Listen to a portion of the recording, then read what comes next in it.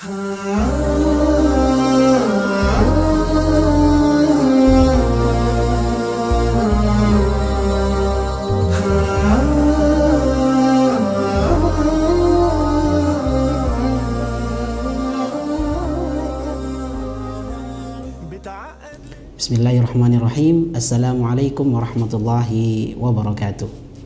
Alhamdulillahi hamdan yuafi ni'mahu wa yukafi mazida. Ya Rabbana lakal hamdu kama yanbaghi li jalali wajhika wa alimi sultanik. Asyhadu an la ilaha illallah wahdahu la syarikalah wa asyhadu anna Muhammadan abduhu wa rasuluhu, amma ba'd. Teman-teman semua yang dirahmati Allah Subhanahu wa taala, Rasulullah Shallallahu Alaihi Wasallam pernah memberikan sebuah bisyarah, kabar baik akan dibebaskannya Bizantium Konstantinopel oleh pemimpin yang sangat baik atau sebaik-baik pemimpin dan sebaik-baik pasukan. Dalam sabdanya Rasulullah Shallallahu Alaihi Wasallam bersabda, "La tuftahunnal Konstantiniyah, fala ni'mal amiru amiruha, wala ni'mal jaishu jaisuha." Sungguh akan dibebaskan Konstantinopel, maka sebaik-baik pemimpin adalah pemimpin yang membebaskan kota tersebut, dan sebaik-baik pasukan adalah pasukan yang membebaskan kota tersebut. Menjelang asar 29 Mei 1453 atau 7 abad kemudian, terjadilah bisyarah yang Rasulullah Shallallahu Alaihi Wasallam sabdakan, di mana tidak kurang dari 100.000 pasukan di bawah kekhilafan Utsmani dikomandai oleh Muhammad II atau lebih dikenal dengan Muhammad Al-Fatih, berhasil menembus jantung peradaban Romawi saat itu. Sebuah peristiwa yang sangat fenomenal, di mana 7 abad berlalu dengan banyaknya panglima-panglima dari kaum muslimin yang ingin melaksanakan bisyarah Rasulullah Sallallahu Alaihi Wasallam, tapi yang dipilih oleh Allah Subhanahu Wa Taala untuk menaklukkan Konstantinopel adalah Muhammad Al-Fatih. Pertanyaan kita, teman-teman semua yang dirahmati Allah Subhanahu Wa Taala, kesuksesan yang diraih oleh Muhammad Al-Fatih, apa rahasianya? Rahasia dari kesuksesan yang diraih oleh Muhammad Al-Fatih melaksanakan bisyarah Rasulullah Sallallahu Alaihi Wasallam. Tersebutlah sebuah kisah di mana ketika Konstantinopel telah berhasil ditaklukkan oleh Muhammad Al-Fatih dan pasukannya,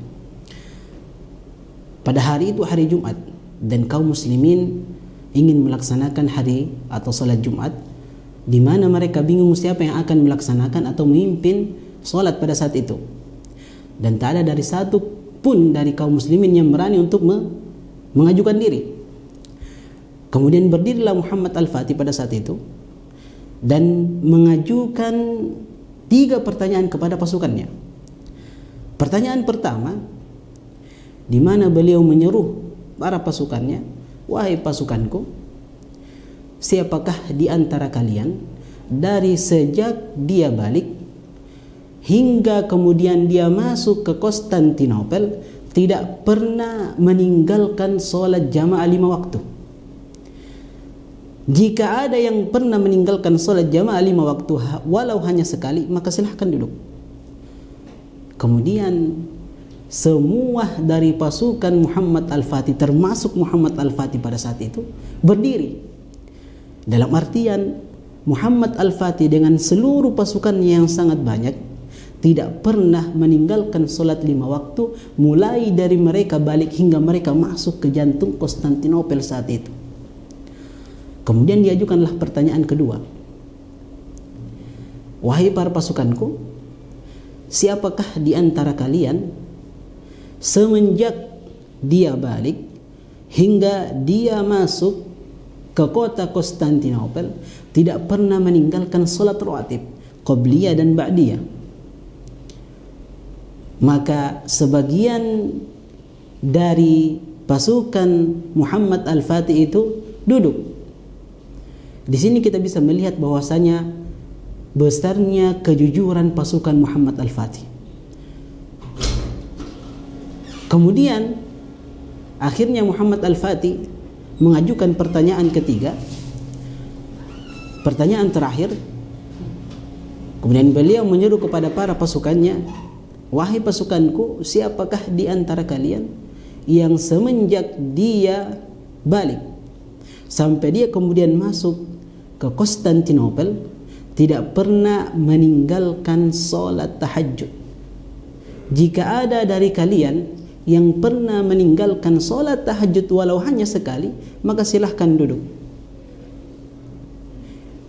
Pada saat itu fenomena yang sangat menakjubkan terjadi, di mana seluruh pasukan Muhammad Al-Fatih itu duduk semuanya, kecuali berdirilah satu orang berdiri dengan tengah, yaitu Muhammad Al-Fatih. Dalam artian Muhammad Al-Fatih semenjak dia balik sampai dia kemudian masuk menembus jantung kota Romawi pada saat itu, peradaban terbesar Romawi pada saat itu Konstantinopel, tidak pernah meninggalkan sholat tahajud walau hanya sekali. Teman-teman semua yang dirahmati Allah Subhanahu wa taala, dari sini terkuaklah apa rahasia kenapa Muhammad Al-Fatih dengan pasukannya dipilih oleh Allah Subhanahu wa taala untuk menembus jantung peradaban Romawi pada saat itu Konstantinopel. Dari 7 abad lamanya sejak Rasulullah SAW mensaddakan bisyarahnya, Allah Subhanahu wa taala memilih Muhammad Al-Fatih karena pasukan tersebut pasukan yang dipimpin oleh pemimpin yang sama sekali semenjak dia balik tidak pernah meninggalkan sholat tahajud. Juga pasukan yang mana semenjak mereka balik tidak pernah meninggalkan sholat 5 waktu. Teman-teman semua yang dirahmati Allah Subhanahu wa taala, kita tidak ingin mengatakan bahwasanya apabila kita ingin sukses maka sholatlah, tidak. Kita atau saya ingin mengatakan bahwasanya sholat 5 waktu adalah kewajiban yang Allah Subhanahu wa taala berikan kepada umatnya, kepada hambanya. Maka apabila kita konsisten terhadap perintah tersebut, maka sungguh Allah Subhanahu wa taala akan memperbaiki hidup kita. Jika ada masalah dalam hidup kita, coba kita lihat kembali kepada salat kita. Kita lihat kembali kepada ibadah kita. Istiqomahkah kita terhadap perintah yang Allah Subhanahu wa taala berikan?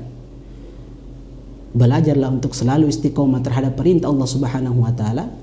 Semoga Allah Subhanahu wa taala dengan istiqomah yang telah kita lakukan terhadap ibadahnya melahirkan kebahagiaan dalam hidup kita. Barakallahu fikum jami'an. Wassalamualaikum warahmatullahi wabarakatuh.